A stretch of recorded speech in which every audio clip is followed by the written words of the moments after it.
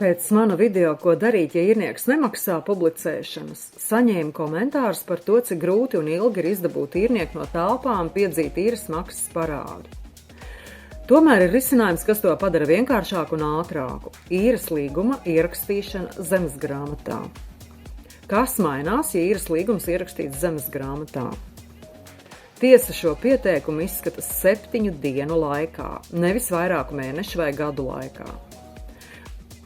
Par īres tiesību nostiprināšanu zemesgrāmatā nekādas nodevas nav jāmaksā. Būtu labi, ja īrniekam un izīrētājiem ir elektroniskais paraksts, jo tad nostiprinājumu lūgumu zemesgrāmatai var iesniegt izmantojot www.zemesgrāmata.lv pieejamo speciālo tiešsaistes formu, kuru paši aizpildīsiet un abi parakstīsiet ar elektroniskajiem parakstiem. Ieejam sadaļā Mani dati, tālāk e-lūgumi, tālāk jauns e-lūgums, tālāk īres vai nomas tiesību nostiprināšanai.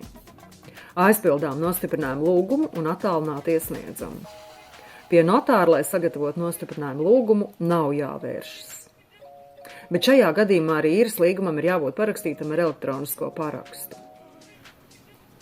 Kad īres līguma termiņš beidzas, tad ieraksts zemesgrāmatā tiek dzēsts.